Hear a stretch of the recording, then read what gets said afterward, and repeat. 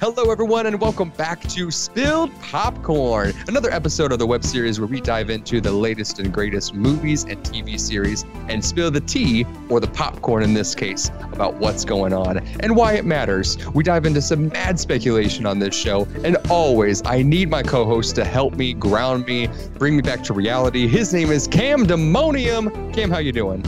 I'm doing great. How are you?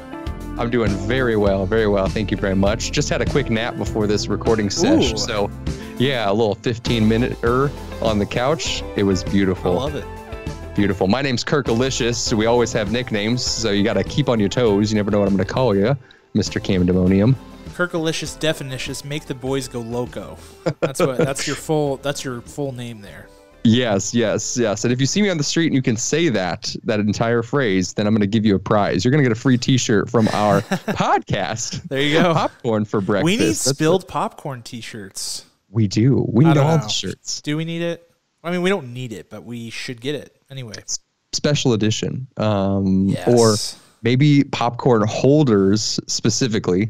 Okay. And they just say spilled popcorn on them, and then that's kind of fun. I like it. Cool. Let's merch it up. Let's merch it up, baby. Yeah, I got a guy in the STL. He'll help us out. Word. Yeah. So today we are talking about episode 7 of WandaVision. Only two left after this. That's mind blowing. It is. Because it felt like we just started, which we did. There's only 9 episodes, and we did 1 episode of ours combined with 1 and 2. So that's wild, man. I mean, what else can happen? Lots. I feel like lots will happen. We'll get into it, but I feel like the way this episode ended, next episode's going to be wild. Like, I don't even know where they start with next episode.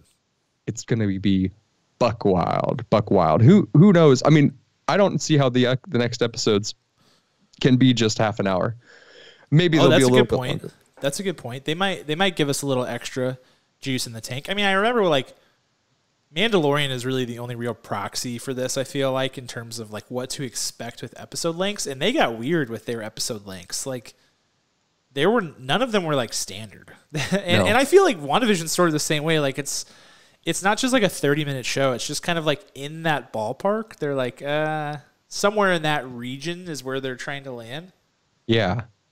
Which is great, because then they're not editing as much, they can be as concise with the story as they need to be. And if one story needs a little more of a oomph, they can do it. They can do it. Exactly. I think that's the benefit in general with programs that are made specifically for streaming, is like, don't have to account for commercial breaks. You don't have to account for time slots, etc. Like, you can be a little bit more. I don't think it's like majorly impacts things, but I do think it helps a little bit with the creative freedom there. There's more freedom. Well, Cam, let's dive into episode 7. What was the title of this episode again? Breaking the Fourth Wall. Breaking the Fourth Wall. Let's get into the unwrapping. Is that the same rapper from last week? It is the exact same rapper. I made sure not to throw it away, whether that tells you I'm a dirty person or I was... I just love the sound was so perfect. It is a good I don't know what, like from a sucker. Who knows? All right. So this week we are in the early. Where are we at? What era? I've already 2010s. When did Modern Family come out? Because this is like Modern Family, basically. Yeah, because we were in the 80s spilling into the 90s, of course, with the last episode. So this is really late. This is really the 2000s, I think, like the mid 2000s. Well, I think the last episode was like 90s spilling into the 2000s, because like, all right, Malcolm in the Middle was like late 90s, early 2000s, I think. Or that's true. So no longer, which is exactly right, because this time period is a little bit more fluid. It's a little messier than the 50s, the 60s, the 70s. So again, spot on with their era. We're talking about Modern Family. I never watched Modern Family, but I know enough about the trailers of the shows to know that it looks exactly like Modern Family. Yeah, it's a mockumentary style show, and I think the tone of it, like her being in her house doing those little side interviews, was what made people say Modern Family versus like The Office or Parks and Rec or what have you. Right. So we open up, we automatically get her in a talking head diary.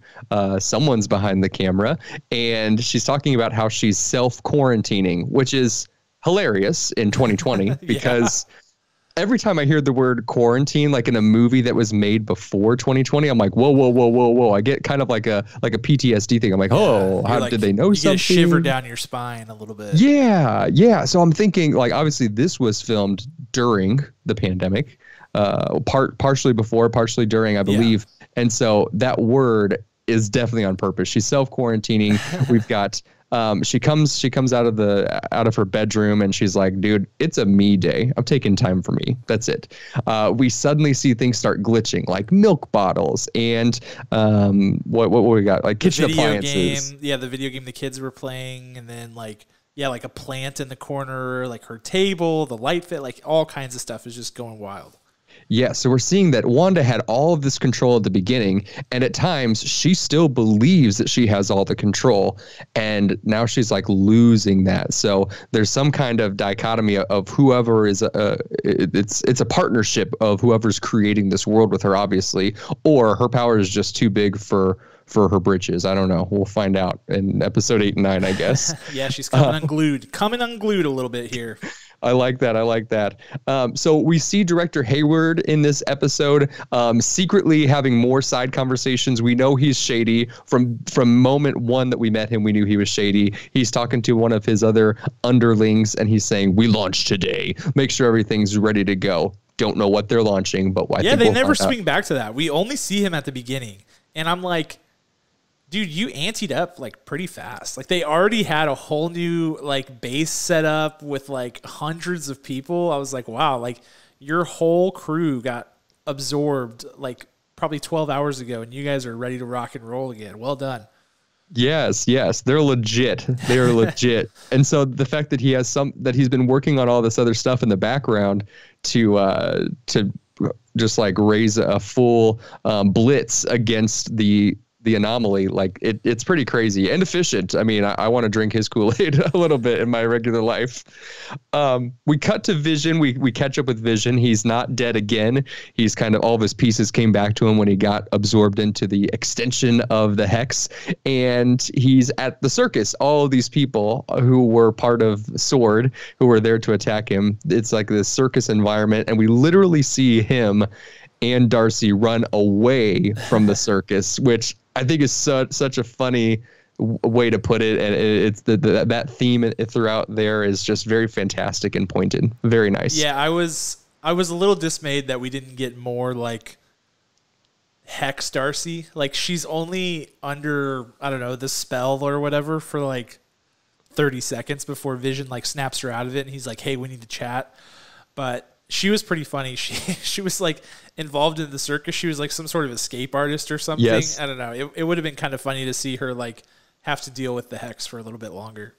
Some other big moments. Wanda tells her kids, they're asking about Uncle Pietro, things that he's saying, and Wanda tells them, don't believe a word he says. He's not your uncle. So the self-awareness that's going back and forth around here is just, there's no rules, but sometimes it matters and sometimes it doesn't, and it's wild. Agnes rolls up. She becomes the babysitter to the twins, and up to this point, does Wanda have any fear to give to her? I don't think so. So she's like, me day, bye.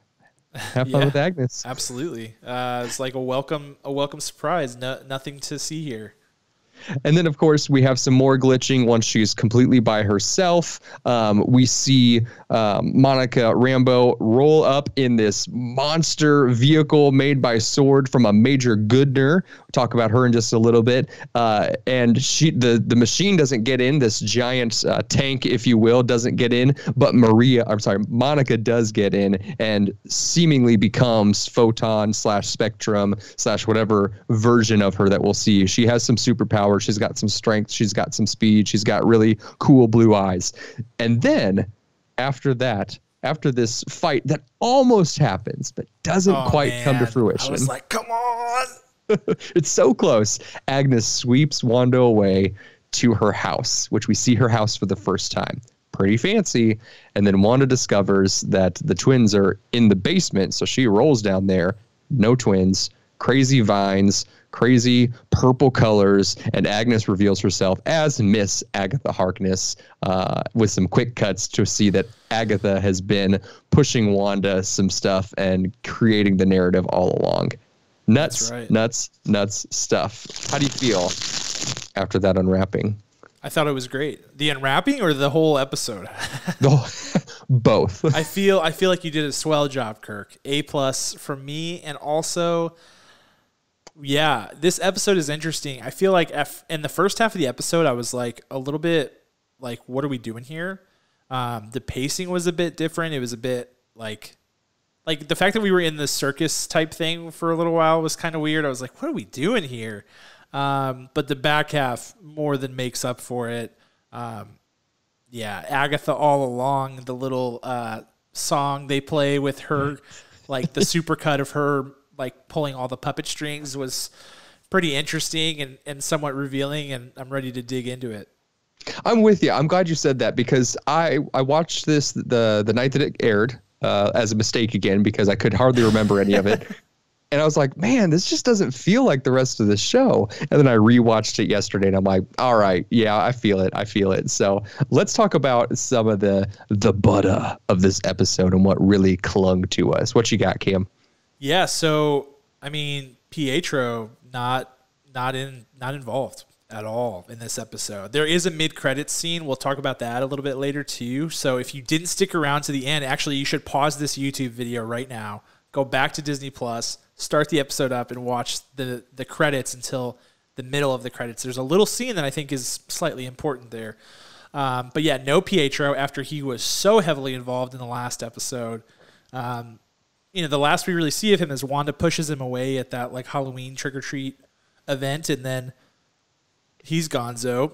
Vision is now back within the hex because Wanda expanded the walls, but she's like trying to prevent him from coming home because I think she knows that it's her little charade is over with. Like, there's no more obscuring things. There's no more making excuses, hiding behind stuff. Like, Vision knows everything that's happening. He knows exactly what's going on, and she does not want to have that conversation at all.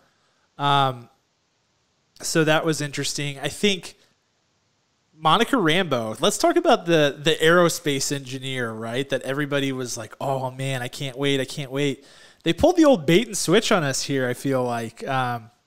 She gets there, and the only person we see and talk to is a Major Goodner, who is not a comic book character at all, to my knowledge. I don't think there was ever a Major Goodner in Marvel Comics that I've read, at least. And certainly not the sort of significant guest appearance we were sort of clamoring for. But I think the trade-off there is that you get Photon, which I was not necessarily expecting them to reveal in this series. I didn't know if they were going to go there or if it was going to be like a later thing or what. But the scene with Monica where she looks at Jimmy and she's like, I can make it through. And Jimmy's like, no, don't do it. And she's powering through the hex, and it's all the clips playing of Maria Rambeau and Carol Danvers. Like when they were your mom's so lucky because when they were handing out kids, they gave her the toughest one. Like, yes. It was such an appropriate scene, and you knew what was happening. Like, even if you didn't know anything about the comics, you knew that like she was getting powered up. Like, that was her moment, and I just love that. It like brought a tear to my eye. I thought it was a beautiful scene. Amazing what they have done with Monica Rambeau in such a short period of time, because she really is such a lovable character now. I just like, I love her. I think she's incredible. I think Teyana Paris has done an incredible job with this character, and I'm just like so engrossed in her story and what's next for her. So I think that was a big one. Yeah, definitely. I loved that interdimensional portal scene as she's trying to crash through there. You mentioned all the voices and the callbacks. We also heard Nick Fury briefly in there. Callback from Captain Marvel, of course. And then when the biggest moment of that, her breakthrough moment that is still so underlying and we don't have all the pieces yet, is when Carol Danvers says that when they were handing out kids, you got the toughest one, is that when Carol Danvers speaks, that she gets angry, noticeably angry, right. like an obstacle she's overcoming, and she breaks through. So I am dying to see whether we have a full-on Monica Rambeau film or Captain Marvel 2, where we see these events play out as to what in the world happened.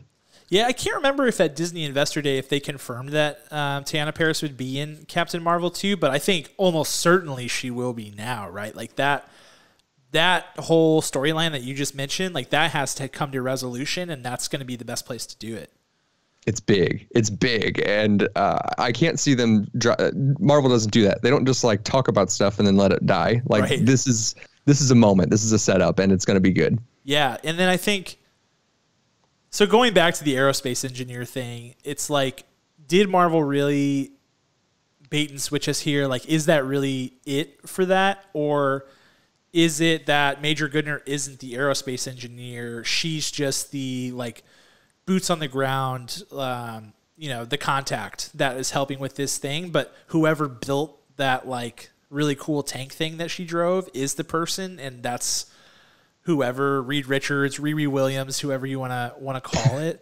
I mean, it was interesting at first because I was actually, my first thought whenever they mentioned the aerospace engineer was not Reed Richards, because I don't think of Reed Richards as an aerospace engineer. He's a scientist to me, and he certainly knows plenty about space, but he also knows tons about like radiation and atomic, I don't know, like subatomic things. Like he's an expert in tons of different fields. So like whenever they say things like aerospace engineer, that doesn't immediately conjure Reed Richards, but when people started speculating, I was like, I could see that. So I don't know, maybe it really is just Major Goodner, and we got a little ahead of ourselves there as the fandom. But still, I think the Photon payoff was epic, and I'll call her Photon until they call her something different. I think it's possible that they'll go with Spectrum or something like that.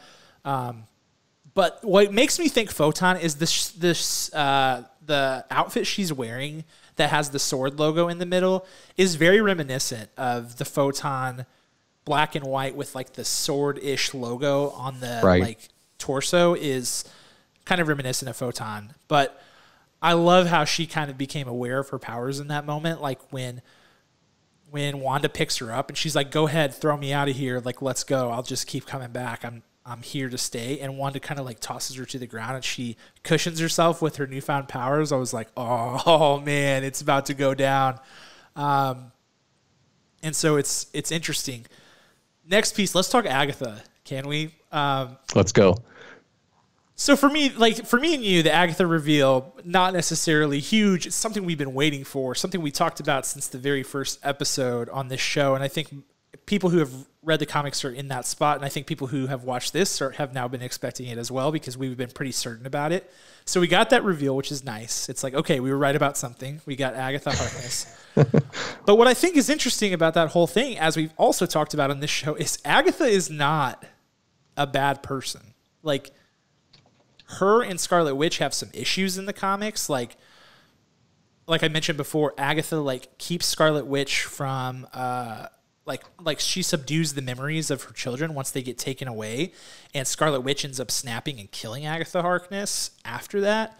So they have some issues, but Agatha's not like a villain per se. So I think even though I was expecting the Agatha reveal, the fact that they revealed it in such a way to make it look like, oh, Agatha's the one who's been pulling the strings in this hex the whole time, was a surprise to me. Was it a surprise to you?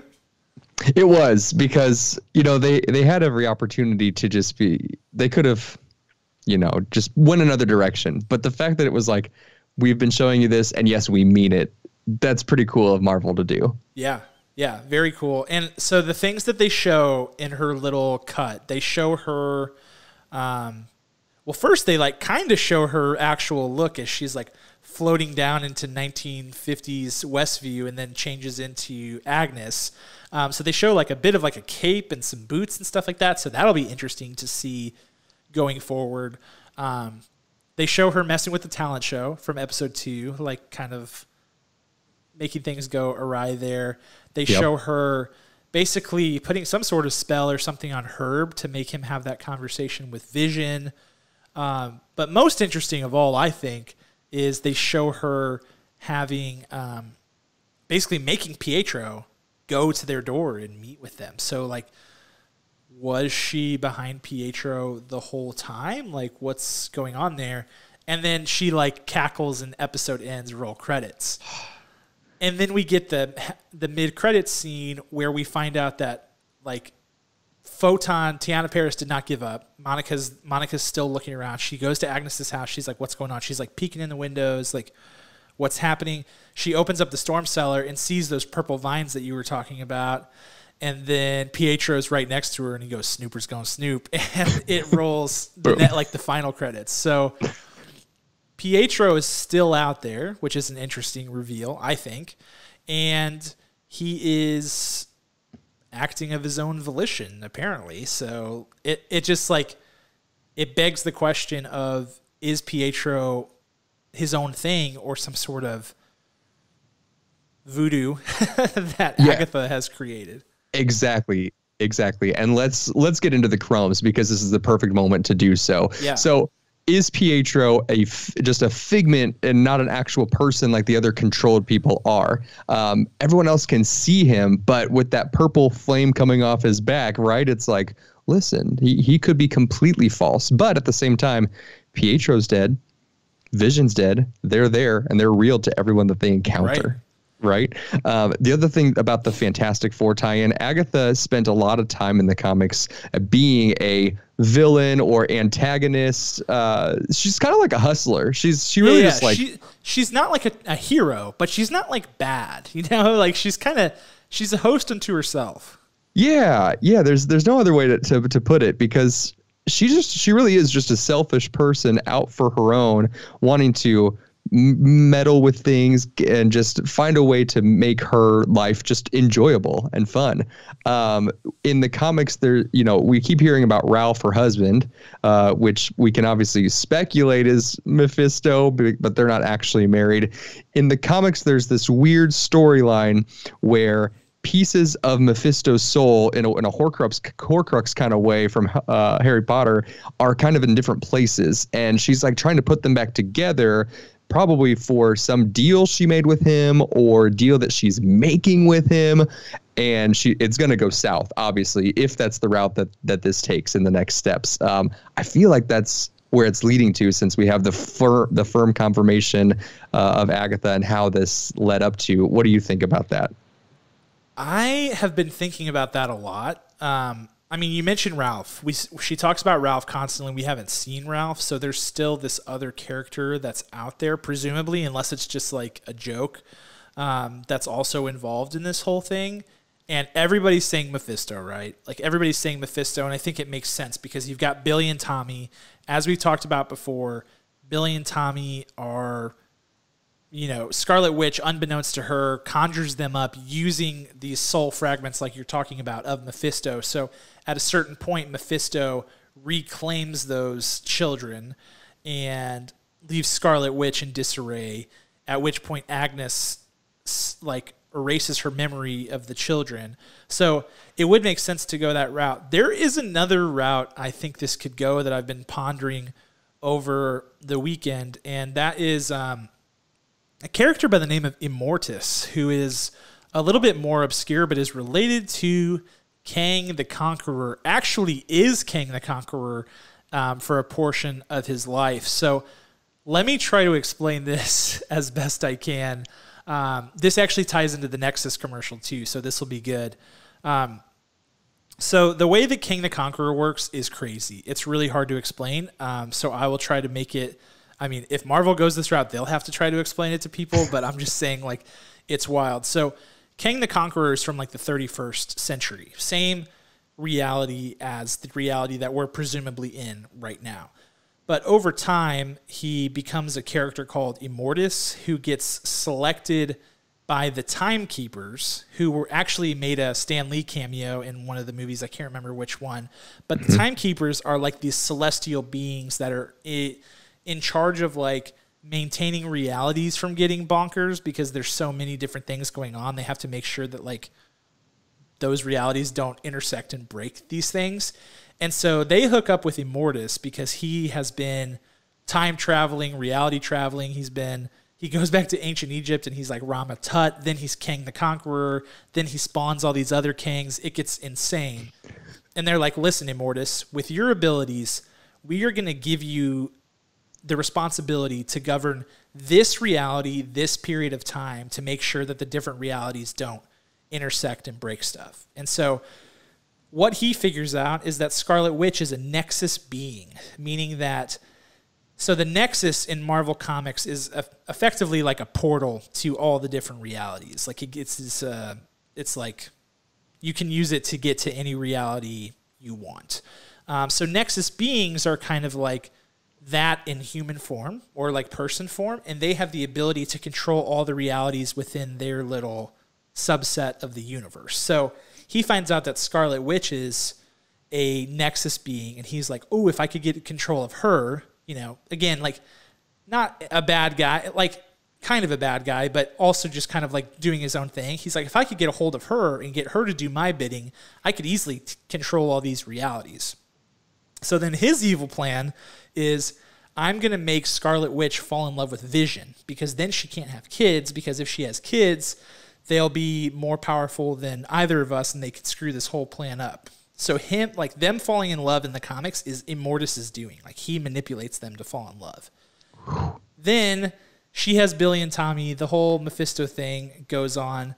He knows that they're not her kids, and he knows that they will be taken back and that she will snap. And he sees that as his opportunity to be like, oh, she's going to hate humanity, which would make her want to work with me. And so that's his big evil plan. Is like he sees the whole way this is going to play out, and he wants Scarlet Witch to be involved with her. He unveils this whole plan to Agatha Harkness in the comics in Avengers West Coast number 61 or whatever. I reread that comic this weekend to like get caught up on this whole thing because it's very convoluted. But anyway, all of that said, meaning we know we're getting Kang the Conqueror. We've already gotten casting news. He's showing up in Ant-Man and the Wasp: Quantumania. Right. That's when he's showing up. So could they be going that route, which involves Mephisto, but Mephisto's not really the primary actor. Right. So my mind is blown, and I know it's like the most confusing thing. I actually explained it to my wife last night, and I was like, if I said this on the webcast, like, would it make sense? She was like, kind of. So I was like, well, I'm going for it anyway. It does make sense. Yeah, you explained it very well. So yeah, Nexus, we get a commercial for Nexus. Obviously, every commercial is very pointed. Nexus, in this sense, is like an antidepressant pill inside the Modern Family show. And I loved how I also looked up the Nexus being as well, because I was kind of following that thread, but I didn't know that Kang the Conqueror was part of that whole thread. And the way The Wrap wrote it online is that a person so powerful, a Nexus being is someone that can alter the fundamental probabilities of the universe, essentially rewriting that reality. They're the focal point of the universe, which is everything that you just said. 100%. And what we've already seen in this show, right? Like like rewriting is the actual word that they use in the show. Like that's what Wanda is doing. She's rewriting reality. Yes. So seeing as Kang is likely to be introduced based on those facts, I mean, are we leading up to the big bad being the big bads with the S on the end, where we have Kang, we have Mephisto, we have any other big bad that's going to be coming into play, that not a Sinister Six, but a completely different alternate group of evil beings or hustlers, if you will, time travelers, but definitely interdimensional travelers. It's getting nuts. It's absolutely getting nuts. It does. And I think, we know the Eternals is coming out. They're celestial beings. They're going to be involved. So the fact, like we've mentioned on our podcast 1,000 times, we mentioned it here, Marvel is going in an interstellar, weird direction. And this might be the way to set that all up. Kang, in my opinion, is the next Thanos. He is a big enough villain to do such a thing. He has time traveling abilities like out the wazoo. He can do whatever he wants. So I think he is our next big bad. But to your point, Marvel was criticized in the first 3 phases for having no good villains, and they might be ready to drop the gauntlet on us with a bunch of big giant baddies that can wreck the universe. So it might be getting interesting. And then what about Gore the God Butcher? Is he tied up in this line, in this storyline at all? I'll be honest. I know very little about Gore the God Butcher. I know very little about Thor in general. So I'll have to brush up on that to see. But we know that he's a confirmed villain as well. So it'll be interesting.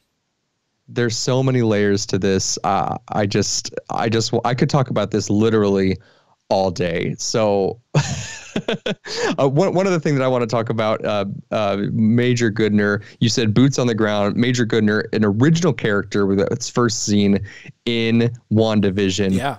I follow that hardcore. I think that could be boots on the ground as a trick, as a red herring. And then we see her later on as like an Agent Coulson to someone, whether that be Reed Richards, whether that's Victor Von Doom. Maybe he hasn't turned yet in this timeline, which likely, because otherwise I think we would have heard about him a little bit in this show since we're talking about all these things in the narrative.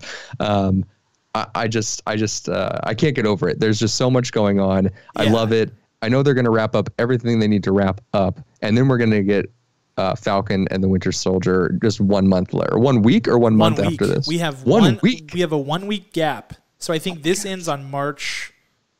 When does it end? March 5th? Yeah, it ends on March 5th. Then we have March 12th is a Friday. We won't get anything that day, but March 19th is Falcon and the Winter Soldier. That's right. I like your train of thought on Goodner. I think, Episode 9 in credits scene, we see her like walking back and she's like, well, you won't believe what went down there. And somebody turns around in their chair, Dr. Evil style. It's like with a cat. Yeah. And it's either Victor Von Doom, which would be, oh my gosh. Like I'm actually, as my hat like unsnaps, I'm actually admittedly more excited for Dr. Doom than I am the Fantastic Four, even though I think both will be good. But yeah, you could be right. They set that up intentionally, right? They had to have. They knew what they were saying. They knew that we were going to anticipate. Like Kevin Feige's not a dumb guy. It could be, man. The tie-ins with it's not so much the tie-ins of Fantastic Four with all of the Avengers and MCU characters we've seen. It's the tie-ins specifically with Agatha and all of her different involvement with Fantastic Four. She's involved with dozens of characters, but some of her heaviest lines are through Fantastic Four. So I was hesitant. I was really hesitant. I don't know. I was saying, it's not the right time, but this setup is such a stronger setup and it's interconnecting as they've always done to our core characters that they've already developed. And then they unravel the yarn a little bit more. So bravo again, MCU, if that's the thread that we're going to take. Yeah, I agree. And I think with that in mind, I think the only way the end of this show falls flat is if that's where they leave it. Like if they leave it at, it was Agatha all along. They have a knockdown, drag out fist fight because we know that she's there. She's got Pietro, whoever that is, whatever's going on there. And then Wanda's there. She's sort of, we don't know what side of this altercation she's on. But Monica, now supercharged, and Vision is on his way there. They're all going to converge at the beginning of the next episode on the Agatha Harkness residence. Vision's going to want to know where his kids are. Wanda already knows, wants to know where his kids are. Monica is Team Wanda. Vision is Team Wanda. It's about to go down. So I'm hoping that there is more there that they will unveil, and I don't want to get greedy, but the way that they've teased us in the show, I feel like anything other than a larger X-Men tie-in or a larger Fantastic Four tie-in that they leave us with will be a disappointment in my mind. Yeah. When I think about this story that they're setting up, if it is what we're speculating or anywhere close, watch next week. It's completely wrong. Yeah. But if it's anywhere close to what we're thinking, when you had Thanos, no one person could take down Thanos. It took an entire team. True. Well, Wanda's powers have accelerated and they're kind of unbounded and uncontained, and now she may be this Nexus being. Well, no one can just tell her what to do. They have to manipulate her. So not one big bad could do it in the same way that not one great Avenger could take down Thanos. So it's a reversal. And then the bigger twist is Wanda is Wanda actually a hero? I think she is, but is she feels wronged, which she has been. So then you have, instead of Avengers fighting a bad guy, you have a bad guy in Wanda, and you have manipulation coming from Agatha, from maybe Gore, I don't know, definitely from oh my goodness, Kang the Conqueror, and possibly even Mephisto. So then you have all these guys coming in and trying to take her down. It could get crazy. Like it really is all in Marvel's hands how scaled up they decided to let this go. Couple of things to keep in mind, I think, is that we've talked about Doctor Strange. The next time we will see Wanda presumably will be in that Doctor Strange movie, so the story doesn't end here necessarily. It's possible they could end us on a cliffhanger where Scarlet Witch says enough is enough and wrecks everybody who's there and goes off the rails, and then we don't see a resolution until that Doctor Strange sequel. That's certainly possible. Mm-hmm. I don't think, nobody who's there right now can hang with Wanda, period. Even if they all teamed up, they don't stand a chance. She's going to just wreck all of them. So if she decides to go that route and just go like scorched earth, and which is a possibility if Billy and Tommy are for real gone, like that's definitely a possibility, then I think she's going to get the final say on whatever happens. But what I keep coming back to is this. In the comics, Wanda is she rides that line between hero and villain a lot. There are times where she goes crazy and kills Avengers and crazy stuff happens because she's not in control. There are times where she's with the Brotherhood of Mutants doing bad things. Like, that's always a possibility, but they've made us care so deeply about this character over the course of this show. Everything in this show has been framed as, look at what Wanda's, even up until this last episode, look at what Wanda's gone through. Look how she really is a good person and a good mother. She just is not in a good headspace right now. So for them to just like have her go like full Dark Phoenix on us or whatever would be tough for people to swallow, I think. So I wonder if they go that route, or if she, now that she's wise to Agatha, she's ready to shut this whole thing down. I don't know. It's all I know for 100% certainty is that next episode is going to be bonkers. Yes, it will. Yes, it will. And with that, we will leave you, listeners, and we hope that you'll catch us next week to talk about episode 8. We will catch up with you then. Thanks to all of our band mates, there's 2, taking care of Rhetoric and our original music. We appreciate you guys so much. Listen, check them out on Spotify, and check us out on Popcorn for Breakfast, our podcast as well. We will see you next week. Talk to you then. Peace.